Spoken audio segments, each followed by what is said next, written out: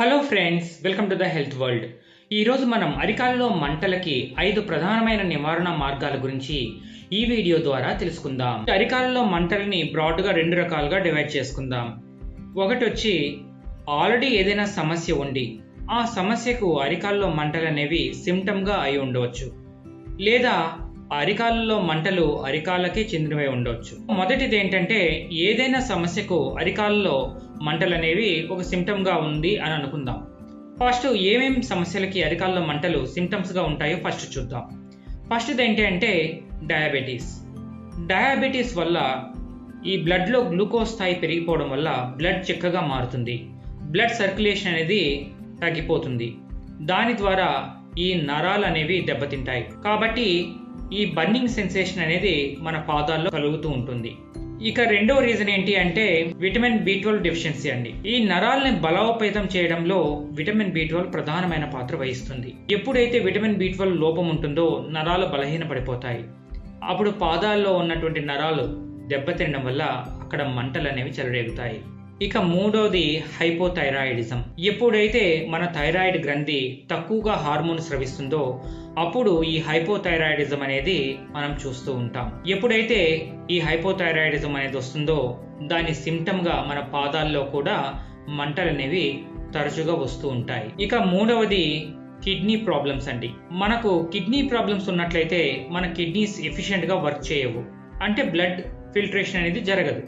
So బ్లడ్లో ఉన్నటువంటి toxins అలాగే ఉండిపోవడం వల్ల ఆ టాక్సిన్స్ నరాల్ని డ్యామేజ్ చేయడం వల్ల మనకు పాదాల్లో మంటలు అనేవి చెలరేగుతాయి. ఇక నాలుగో ప్రాబ్లం ఏంటి అంటే ఎక్కువగా ఆల్కహాల్ సేవించడం. ఎక్కువగా ఆల్కహాల్ మనం సేవించినట్లయితే మన బ్లడ్లో టాక్సిన్స్ లెవెల్స్ పెరిగిపోతాయి. ఎప్పుడైతే టాక్సిన్స్ పెరుగుతాయో అవి నరాలని డ్యామేజ్ చేయడం కూడా స్టార్ట్ చేస్తాయి.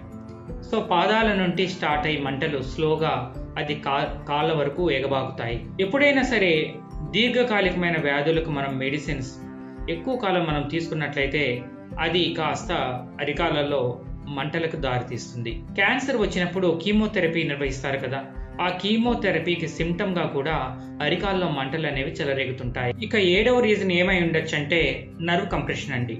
ఏదైనా నరం పైన మనకు ప్రెషర్ పడినట్లయితే అప్పుడు ఆ మంటలు అనేవి చెలరేగుతుంటాయి. అది యాంకిల్ పైన కావచ్చు, కాఫ్ మజిల్స్ దగ్గర కావచ్చు, లోవర్ బ్యాక్ అయినా కావచ్చు, లేదా పాదం కింద అయినా కూడా కావచ్చు. సో అది కూడా ఒక రీజన్. ఇక ఎనిమిదవ రీజన్ ఏదై ఉండొచ్చు అంటే పెరిఫరల్ న్యూరోపతి అంటారండి. సో నరాలకు సంబంధించినటువంటి ఒక వ్యాధి. సో ఆ వ్యాధిలో నరాలు డ్యామేజ్ అనేవి అవుతాయి.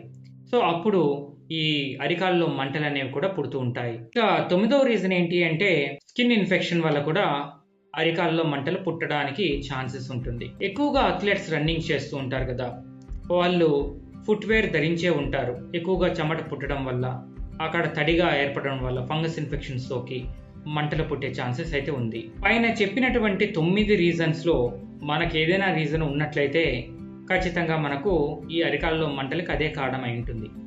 ఒకవేళ అవేవి కారణం కాకపోతే ఫస్ట్ మనం చెక్ చేసుకోవాల్సింది మన ఫుట్వేర్ అండి, మన షూస్. మనకు సరైన వెంటిలేషన్ ఉందా, మన టోస్ వేళ్ళు ఫ్రీగా మనం కదల్చగలుగుతున్నామా, మనకు గాలి అనేది బయటకు వెళ్తూ వస్తూ ఉందా, ఇవన్నీ చెక్ చేసుకోవాలి.